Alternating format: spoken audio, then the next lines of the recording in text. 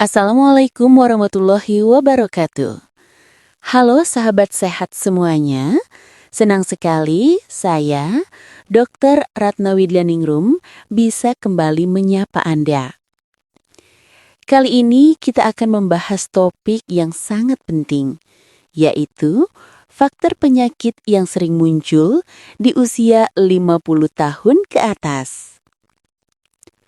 Usia 50 itu sering disebut sebagai gerbang emas. Di usia ini, tubuh sudah banyak bekerja. Organ-organ kita sudah berjuang keras sejak muda, dan kini mulai menunjukkan tanda-tanda penuaan. Karena itu penting sekali untuk mengenali penyakit yang biasanya muncul, sekaligus bagaimana cara mencegahnya. Mari kita bahas satu persatu dengan santai supaya lebih mudah dipahami. Yang pertama, penyakit jantung dan tekanan darah tinggi. Sahabat sehat, penyakit jantung dan hipertensi adalah salah satu masalah paling umum di usia 50 tahun. Kenapa bisa begitu? Karena pembuluh darah mulai kehilangan elastisitasnya. Kolesterol juga bisa menumpuk, membuat aliran darah tidak lancar. Ditambah lagi, gaya hidup modern yang serba praktis sering membuat kita jarang olahraga dan lebih suka makanan cepat saji. Jadi, sangat penting untuk rutin cek tekanan darah, kolesterol, dan gula darah. Ingat, pencegahan jauh lebih baik daripada pengobatan. Yang kedua, diabetes mellitus. Penyakit kedua yang sering muncul adalah diabetes. Di usia 50, metabolisme tubuh sudah tidak seefisien dulu. Jika pola makan kita tidak terkontrol, misalnya terlalu banyak gula, nasi putih, kue manis, atau minuman bersoda, maka kadar gula darah bisa meningkat.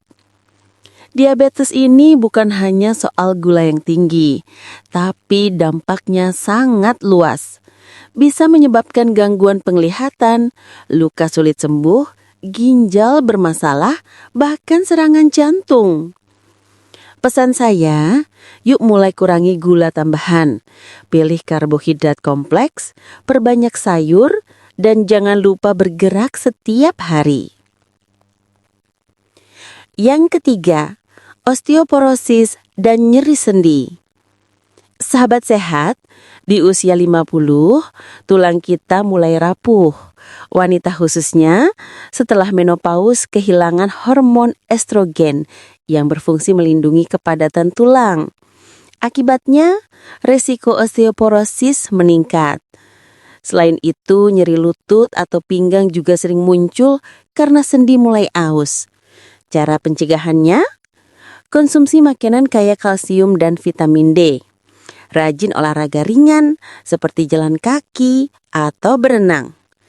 Jangan lupa berjemur di pagi hari agar tubuh mendapat vitamin D alami.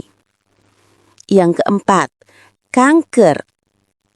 Mungkin terdengar menakutkan, tapi kanker juga lebih sering muncul di usia 50 ke atas.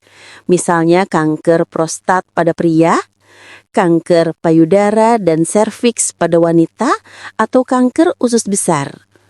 Kunci utama dalam menghadapi kanker adalah deteksi dini. Jangan tunggu gejala parah. Pemeriksaan rutin seperti pap smear, mamografi, atau cek PSA bagi pria sangat dianjurkan. Yang kelima, masalah mental, depresi dan demensia. Sahabat sehat, kesehatan bukan hanya soal fisik. Di usia 50 tahunan, banyak orang mengalami perubahan peran dalam hidup. Anak-anak sudah besar, sebagian sudah pensiun, atau ada rasa kesepian. Hal ini bisa memicu stres, depresi, bahkan demensia atau penurunan daya ingat. Jadi penting sekali untuk tetap aktif secara sosial. berkumpul dengan teman, ikut kegiatan komunitas, atau sekadar berbagi cerita dengan keluarga bisa sangat membantu menjaga kesehatan mental. Nah, setelah kita bahas penyakit yang sering muncul, sekarang saya ingin berbagi tips sederhana agar tubuh tetap sehat dan segar di usia 50 tahun ke atas. Yang pertama, atur pola makan, perbanyak sayur, buah, ikan, dan biji-bijian. Yang kedua, olahraga teratur, tidak perlu berat, cukup jalan pagi 30 menit setiap hari. Yang ketiga, tidur yang cukup. Jangan anggap remeh kualitas tidur karena tubuh butuh waktu untuk memperbaiki diri. Yang keempat, hindari rokok dan alkohol. Ini faktor risiko besar untuk banyak penyakit. Yang kelima, rutin medical check-up. Setidaknya, setahun sekali lakukan pemeriksaan kesehatan lengkap. Penutup, sahabat sehat, usia 50 bukanlah akhir, tapi justru awal untuk hidup lebih bijak. Dengan mengenali faktor penyakit yang sering muncul, kita bisa lebih waspada, lebih peduli pada tubuh, dan tentu saja bisa menikmati masa tua yang tetap sehat, aktif, dan bahagia. Saya, Dr. Ratna Widianingrum, terima kasih sudah mendengarkan. Sampai jumpa di pembahasan kesehatan berikutnya. Wassalamualaikum warahmatullahi wabarakatuh.